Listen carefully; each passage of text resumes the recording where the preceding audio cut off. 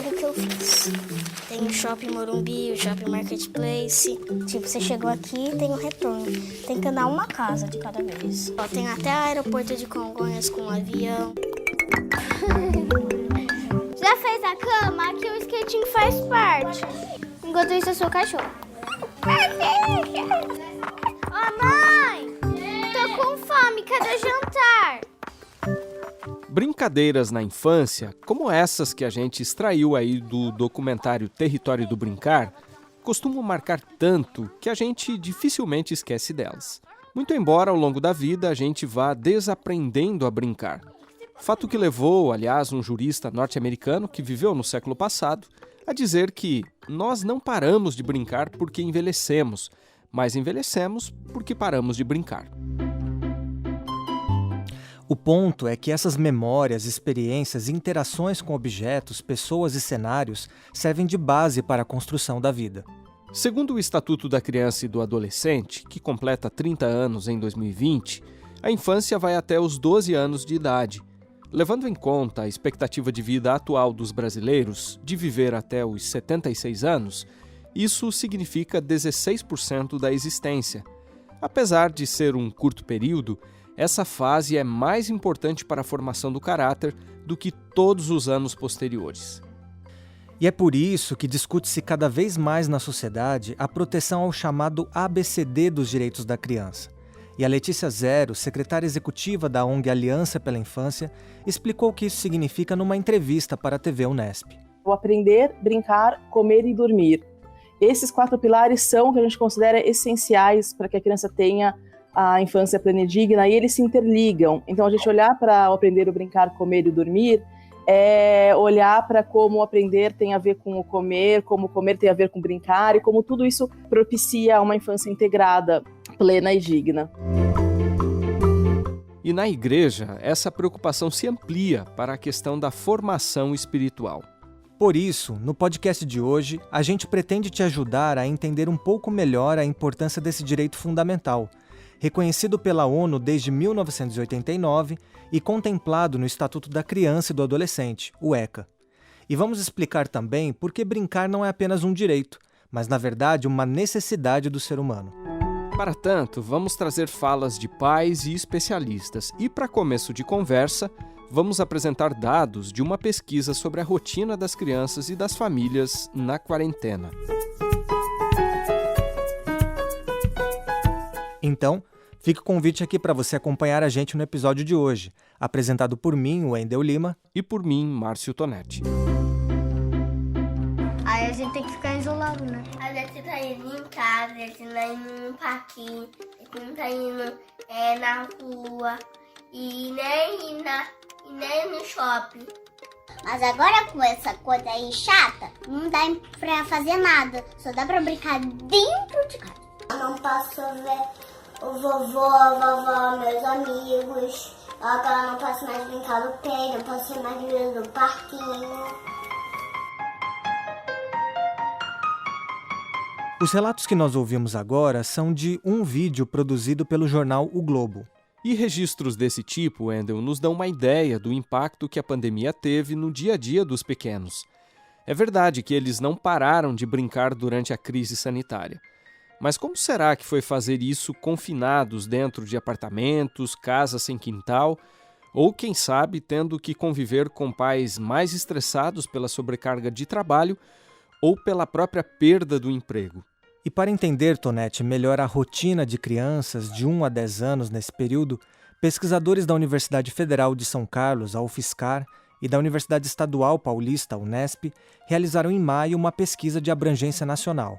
Quando pensamos essa pesquisa, que hipótese que nós tínhamos?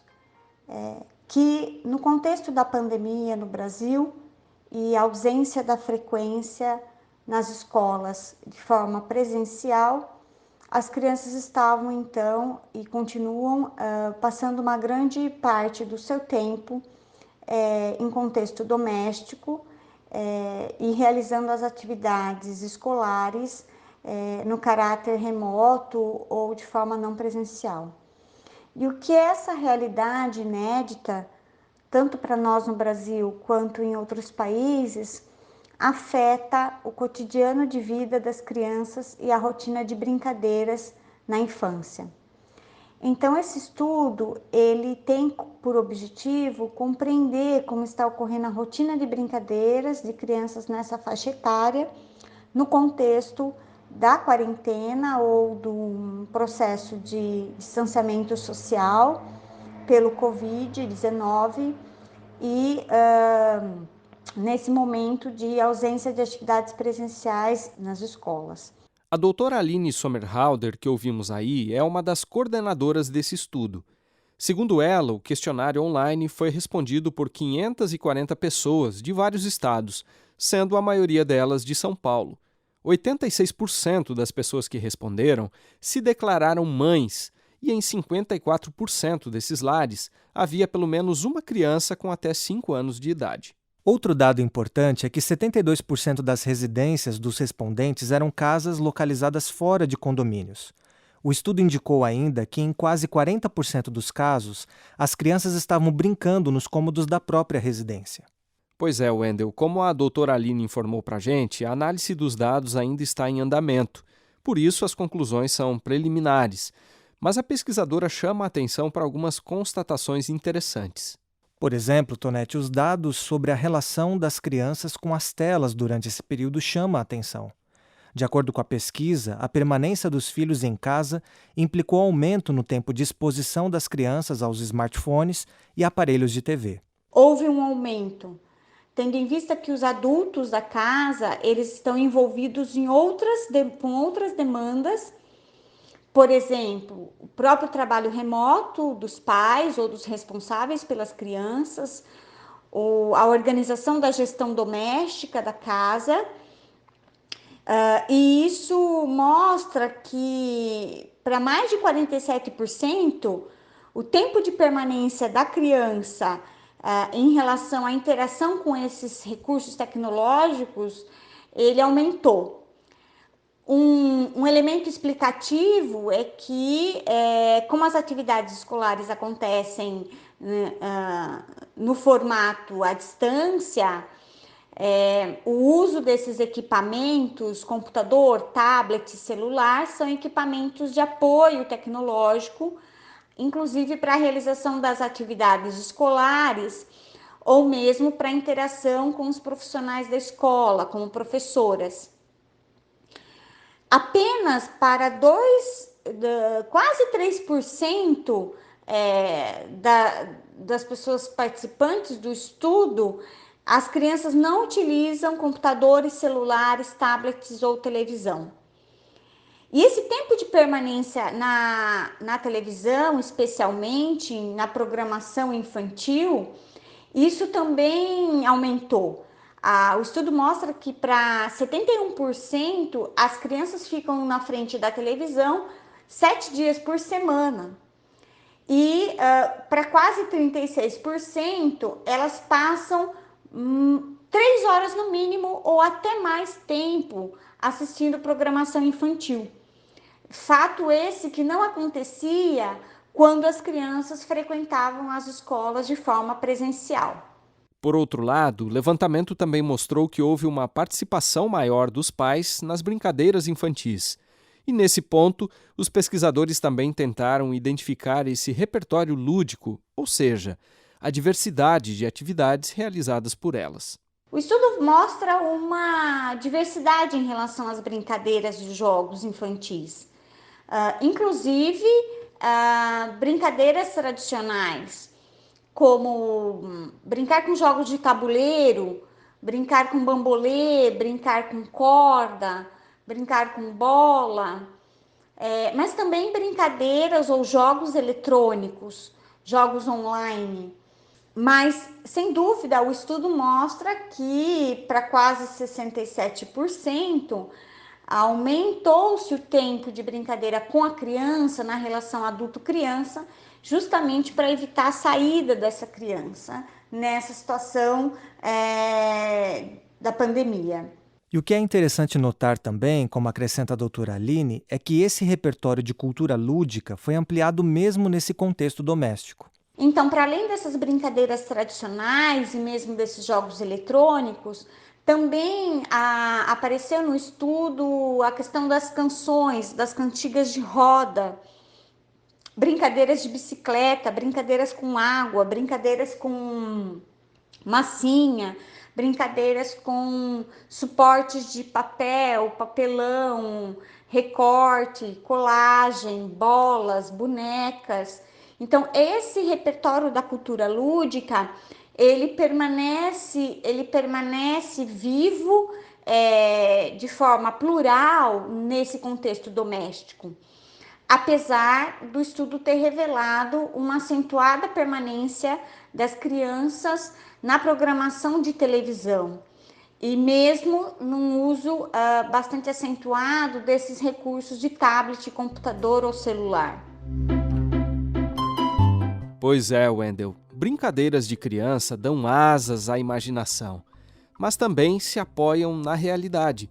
E um exemplo talvez seja o fato de até máscaras terem se transformado em brinquedo durante a pandemia. Então os bebês brincam com o corpo, por isso o corpo precisa ser livre para que eles possam explorar o mundo e brincar com essa realidade de forma sensorial e motora, ou seja, experimentando mesmo, manipulando, sentindo e agindo sobre. As crianças que são da educação infantil, um pouco mais velhas, elas brincam já de forma simbólica, então a capacidade de representação, ela já é uma conquista de desenvolvimento e de aprendizagem. Então as crianças já brincam e se interessam por brincadeiras de papéis sociais, brincadeiras de casinha, de escolinha. A gente está na nossa casa. Das diferentes profissões em que elas trazem para o mundo da fantasia, da imaginação, e manipulam, inclusive, essas imagens que elas vão vivendo ou percebendo ou olhando ou acompanhando da realidade.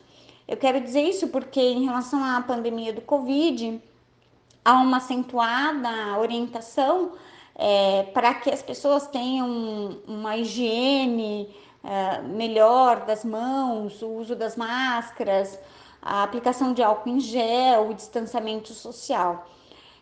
Esses critérios, que são critérios de protocolo, inclusive anticontágio, eles permanecem, eu falo, na cultura, e as crianças vão então se apropriando dessa cultura pela brincadeira. Isso significa que elas podem brincar, por exemplo, com esses elementos, trazendo então para o mundo da imaginação esses aspectos da realidade. E brincando de médico, brincando de usar máscara, brincando de higienizar as mãos ou de manter até um distanciamento.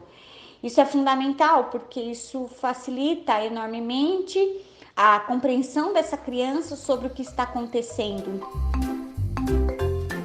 E Tonete, brincar, segundo os especialistas, é o meio pelo qual a criança explora o mundo. É uma linguagem privilegiada de interação com a própria realidade, como nós vamos tentar explicar nessa segunda parte do episódio. Crianças não nascem sabendo como brincar. Por isso, pais, professores e outros responsáveis exercem um papel fundamental na relação dos pequenos com o seu entorno. O problema, Tonete, conforme aponta Denise Andrade Moura de Oliveira, que é especialista em alfabetização e professora do curso de Pedagogia do NASP, Campus Engenheiro Coelho, é que muitos pais e alguns educadores não entendem a importância do brincar para o desenvolvimento da criança. É verdade, os adultos costumam olhar para a brincadeira apenas como uma distração das crianças ou um recurso para, quem sabe, se verem livres, delas por algum tempo. Porém, conforme destaca a seguir a professora Denise, o brincar tem que ver com o exercício de assumir papéis e com um treino para a vida adulta. O brincar, na realidade, prepara a criança para a vida, porque no brincar ela vivencia papéis. O que é esse momento de vivenciar papéis? No ato de brincar, a criança ela age de acordo com a realidade dela, com o cotidiano que ela vivencia. Só que ela, ao transferir essa realidade para a brincadeira, ela transfere de uma maneira não literal, transformando suas ações do cotidiano pelas ações e características do papel que ela assume na brincadeira. Por isso, muitos psicólogos utilizam a brincadeira, né, essa vivência de papéis, assumir papéis, como uma maneira de descobrir alguns problemas na vida da criança que ela não consegue expressar pela fala, mas pela brincadeira ela expressa o que ela está sentindo, o que ela está vivenciando, e ela vai construindo a sua identidade por meio do brincar. Pois é, Tonete, a doutora Aline Sommerhalder acrescenta que deixar de brincar é deixar de aprender, de se humanizar e de se desenvolver de forma global. E isso pode acontecer por diversas razões e acabar impactando negativamente na formação da criança como um todo. O controle dessa brincadeira ou a não disposição de tempo para a criança brincar significa, na prática, uma distorção das oportunidades de aprendizagem e de desenvolvimento dessa criança nas várias esferas, inclusive da ordem da cognição, da ordem da sociabilidade, do aspecto emocional, do aspecto motor.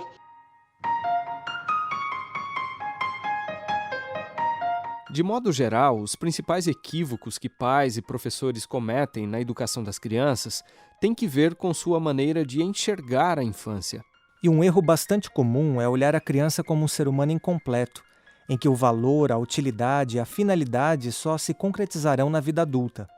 As crianças não são tábulas rasas, expressão que os educadores gostam de utilizar, copos vazios, nem máquinas a ser programadas para a competição da vida, mas sujeitos em formação.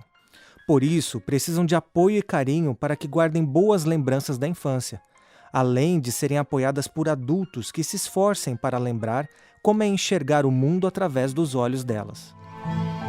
Uma das coisas que sabemos é que os bebês são as melhores máquinas de aprender do universo. Mesmo filósofos, psicólogos e psiquiatras pensavam que os bebês eram irracionais, egocêntricos, que eram imorais, que não entendiam causa e efeito, que não conseguiam se colocar no lugar de outra pessoa. E nos últimos 30 anos, a ciência provou que é tudo exatamente o oposto.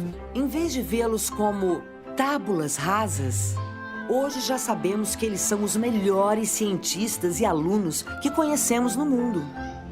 Quem falou aí foi a doutora Alison Gopnik, psicóloga e pesquisadora na Universidade da Califórnia, em entrevista ao documentário O Começo da Vida. A produção, lançada em 2016, se tornou depois uma série de 6 capítulos e agora, em 2020, ganhou um segundo documentário sobre a relação das crianças com a natureza, tópico que, aliás, a gente vai tratar mais adiante. E Tonete, outro fato que não deve ser ignorado é que adultos pensam de forma abstrata, enquanto crianças raciocinam a partir do que é concreto e está próximo delas. Por exemplo, elas definem as coisas com base em imagens, sentimentos e experiências, e não em conceituações genéricas e abrangentes. Portanto, Wendel, sempre é bom responder a pergunta de uma criança com outra pergunta, a fim de saber realmente o que ela conhece sobre aquele tópico e o que deseja conhecer. Não é necessário responder o que ela não quer saber, mas, caso ela não se dê por satisfeita, continuará perguntando, obviamente. Isso vale, por exemplo, para a curiosidade dos pequenos em relação a temas como a sexualidade. E Tonete, se adultos e crianças se relacionam de maneira diferente com o concreto e abstrato, a noção de tempo e espaço também muda ao longo da vida. Já dissemos aqui que é preciso garantir tempo de qualidade para que as crianças brinquem e entrem no clima da brincadeira. Na brincadeira, aliás, o tempo para elas se torna estendido. Não é mero passatempo, mas a oportunidade de criar. Foi assim que definiu esse momento, essa experiência, a educadora Renata Meirelles, num programa do Café Filosófico gravado em dezembro do ano passado. Aliás, a Renata passou 2 anos rodando o país acompanhada do esposo e dos 2 filhos pequenos para registrar as brincadeiras das crianças brasileiras no documentário Território do Brincar. E aí, quando brinca, diz Agostinho da Silva, que a criança suspende no tempo. Ela vive nesse tempo verticalizado. O que é, de alguma forma, a gente respeitar esse tempo? É oferecer liberdade para as crianças. É oferecer um um tempo estendido, para que ela seja livre, para que ela possa trazer de dentro dela, né, esses gestos. É um espaço da criação humana. Além de entender como a criança se relaciona com o relógio, também é muito importante respeitar o nível de maturidade dela. E isso precisa caminhar de mãos dadas com outros valores que vão sendo aprendidos, como a própria disciplina no uso do tempo. Algo que tem sido trabalhado de maneira muito interessante na educação do Lorenzo, de 6 anos, e da Sophie, de 3, conforme conta pra gente o Diogo Cavalcante, pai deles. Essa questão do tempo, ela é algo assim muito interessante, porque por um lado a gente tem que ensinar a criança a ter a disciplina, né? Aquele verso de Eclesiastes de que há tempo para tudo debaixo do sol. E a gente sempre fala sobre isso, e até criamos reloginhos no começo, né? Eu até desenhei, a gente tinha um relógio grande assim, aqueles relógios que a gente coloca na parede, e eu fiz os desenhos das horas. Então a hora de comer tinha alguém com uma colher comendo, a hora de ler, hora de culto, hora de dormir. E isso a gente sempre procurou transmitir. Mas há também o tempo livre, em que a gente deixa a criança livre para ela construir o seu conhecimento, né? Para ela construir suas experiências. E o bacana disso é que muitas vezes meu filho, especialmente o Lorenzo, ele pega assim objetos que eu uso, objetos do dia a dia, às vezes uma peça queimada, né? Recentemente uma boia de uma caixa d'água, né? Ele pega essa peça e cria a caixa d'água dele. Ele mesmo pega tijolos, pega barro e ali reboca aquilo lá, coloca a boia, coloca uma mangueira e constrói a caixa d'água dele. Isso sem a gente pedir. Então, assim, esse repertório que ele vai criando, né, de verbos, de substantivos, relacionados a subir, descer, construir, fazer, vão construindo a maneira dele de ver o mundo e de ele também resolver situações e criar ambientes. E se o tempo é importante, o que dizer da relação da criança com o espaço? Para brincar, ela não precisa necessariamente de uma casa ampla e confortável, mas que seja segura e limpa. E funciona como brinquedo qualquer objeto que sirva de ponte entre a criança e sua imaginação, o que inclui, por exemplo, um brinquedo em si, um jogo ou até um livro. O brincar com qualidade tem que ver com criação e descoberta, com equilibrar coisas fáceis e difíceis, e com aprender, acima de tudo, na vida real. E as crianças, como nós sabemos, aprendem a pensar a partir de boas histórias. E o que são boas histórias para uma criança? São aquelas histórias que ela se interessa, que ela quer saber e que ela pede para que se conte repetidas vezes. Essa fala da Maria do Carmo Kobayashi, que é professora no Departamento de Educação da Unesp, campus Bauru, em São Paulo, em uma entrevista à TV da universidade, também nos lembra, né, Wendel, que o livro, assim como a música, pode ser visto como um brinquedo. Para o bebê, por exemplo, a leitura é mais sensorial. Tem que ver com pegar, morder, cheirar. É importante também que pais e avós contem para as crianças as histórias da família, como eram suas brincadeiras de infância, além de inventar as próprias histórias. E vale a pena a gente abrir parênteses aqui, Tonete, para contar que durante a quarentena, especialmente, acabaram surgindo várias iniciativas, inclusive em áudio, para incentivar isso que a gente está fazendo aqui, a contação de histórias. Brincar é coisa séria, e neste momento que estamos em casa se tornou ainda mais importante. E que tal a gente brincar de ouvir uma história juntinhos agora? Então, escolhe um cantinho preferido da sua casa e, se quiser, feche os olhos. 1, 2, 3 e já! A história vai começar! Olá, eu sou Emília Nunes, escritora de livros para infância e também conto história e dou dica de livros infantis no Instagram @mãequilê. Hoje eu vou contar para vocês a primeira história que eu publiquei, chamada A Menina da Cabeça Quadrada. Ela conta a história de Cecília, uma menina que de tanto tablet, celular, computador, televisão, videogame, acordou com a cabeça quadrada. Esse que a gente acabou de ouvir, por exemplo, Wendel, é um trecho do episódio de 27 de maio do Radinho BDF, uma iniciativa do site Rádio Brasil de Fato. Só para citar mais um caso, no fim de abril, o Unicef, Fundo das Nações Unidas para a Infância, lançou o podcast Deixa que eu conto, que é voltado para crianças em processo de alfabetização. Oi, pessoal! Que prazer grande estar com vocês de novo. Está começando agora mais um programa Deixa que eu conto. Chama todo mundo para ouvir. Fechando esse parênteses, Tonete, algo que nós, adultos, também precisamos reaprender é que para as crianças, brincar vai além da brincadeira. Brincadeira é uma atividade, enquanto brincar é o modo pelo qual elas se relacionam com o mundo. Por isso, quando elas comem, ouvem histórias ou se movimentam, tudo ocorre de forma lúdica. O bebê que está aprendendo a pegar e jogar algo vai exercitar essa habilidade com várias coisas, desde o contato com seus brinquedos até o manuseio da comida. Portanto, para se comunicar com as crianças, é preciso entrar no jogo delas, como explicou a professora Maria do Carmo Kobayashi nesse outro trecho da entrevista à TV Unesp, lá no fim de agosto. Para nós, adultos, nós denominamos essa forma da criança agir, falar, viver de brincadeira, de jogo, do faz de conta. E isso somos nós, adultos, que olhamos para a criança. Isso é um modo muito peculiar de nós, que já fomos crianças, né? E que nós nos lembramos com plenitude de tudo que nós já fomos, de como nós vemos a criança. Há dois elementos, Wendel, que parecem ser universais no brincar: fazer de novo e fazer de conta. Quando a criança monta e desmonta a torre de bloquinhos, por exemplo, ou pede que você repita a mesma história, ela experimenta a felicidade de saber que pode recomeçar, ganha confiança na sua própria capacidade e aprende que há certa regularidade no mundo que a cerca. E ao fazer de conta, Tonete, transformando qualquer coisa em outra coisa, ela desenvolve a inteligência, a criatividade e a percepção de que está viva. A boa brincadeira é aquela que desperta a imaginação, ajudando essa criança a se tornar depois um adulto seguro. Toda criança brinca de fazer de novo. Ela tem essa felicidade de saber que pode recomeçar. Ela desenvolve confiança no mundo. O mundo tem ciclos, tem pulsações. Ela conta com as pulsações, com os ritmos, com os ciclos do mundo.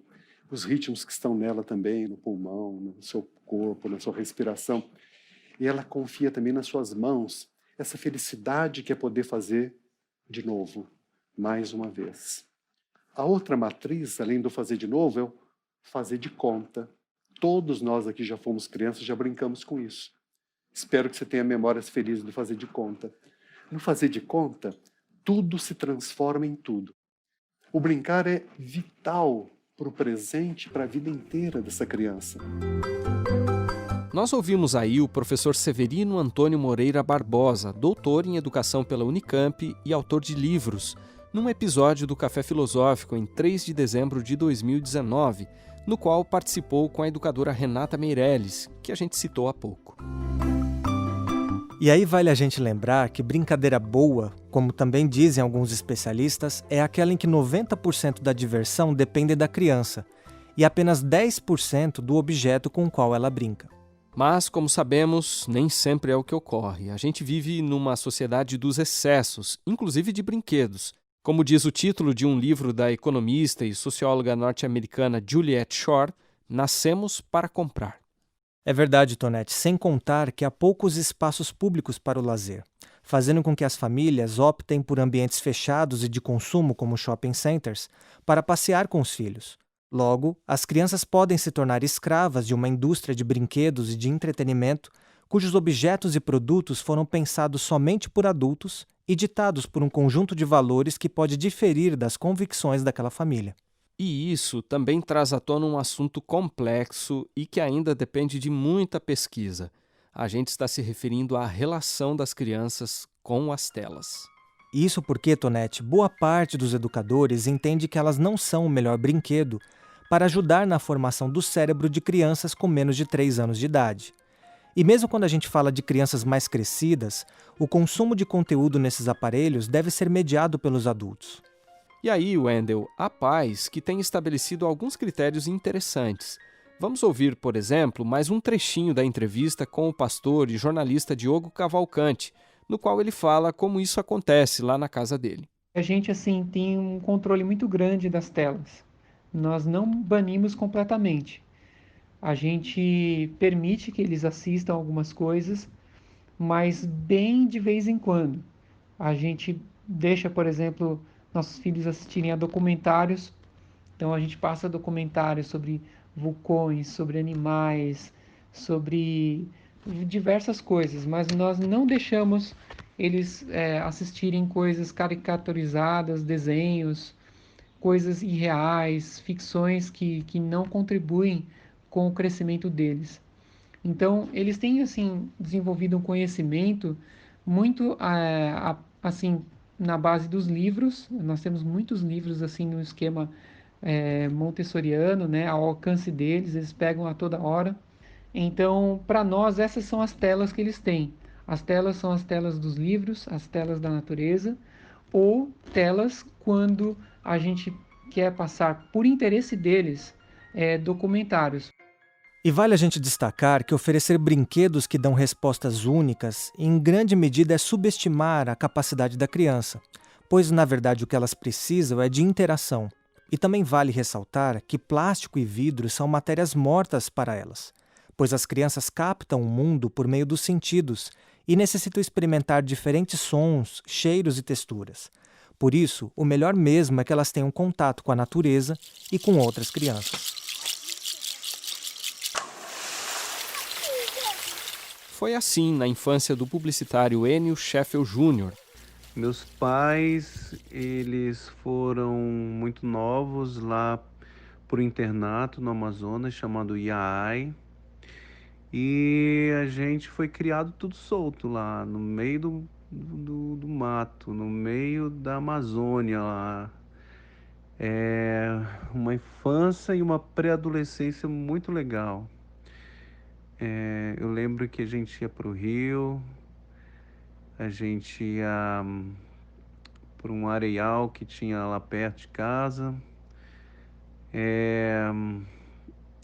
A gente brincava na frente ali com os amigos e a gente era muito livre, né? Porque a natureza, o ambiente, as pessoas permitiam isso. E nessa época, o Enio teve até papagaio de estimação.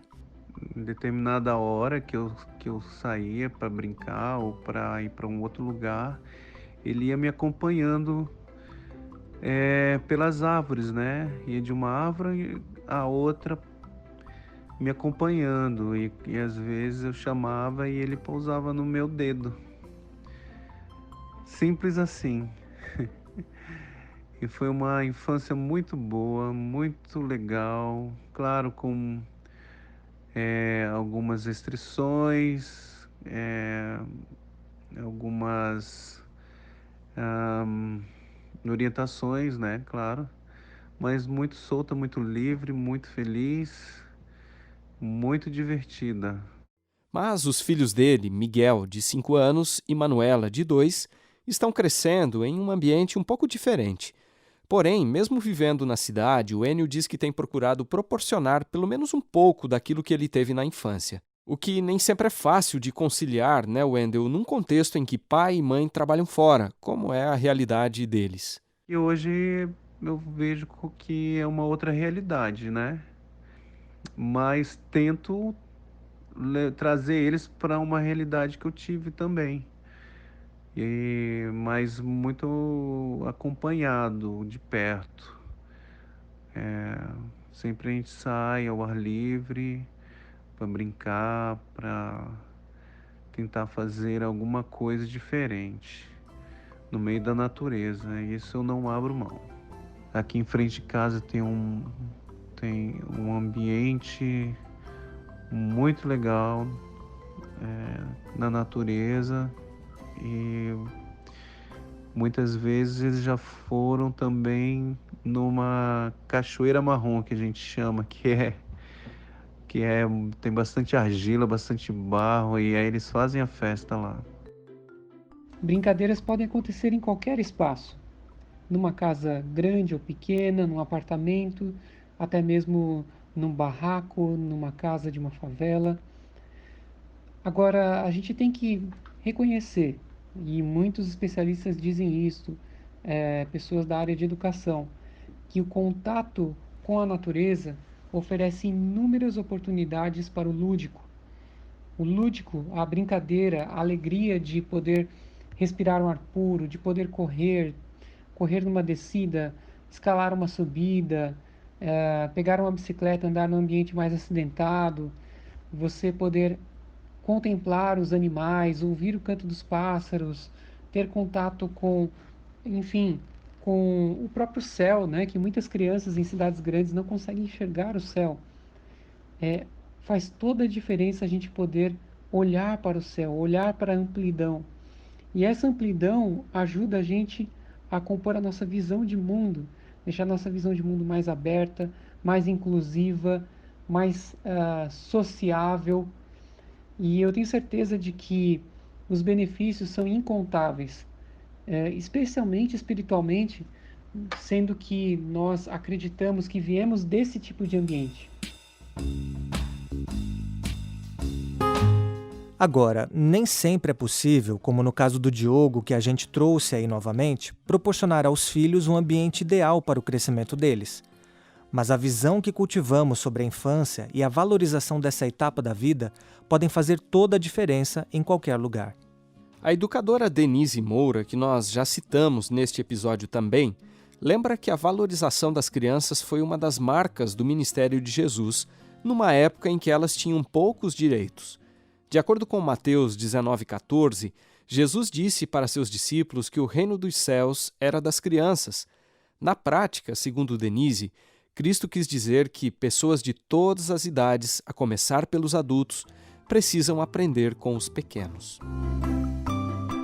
E é com essa lição de casa, vamos dizer assim, que nós encerramos o episódio de hoje, que teve produção e roteiro de Márcio Tonetti, edição de áudio também do Tonetti, gravação de José Newton e direção de jornalismo de Marcos de Benedicto. Até o próximo.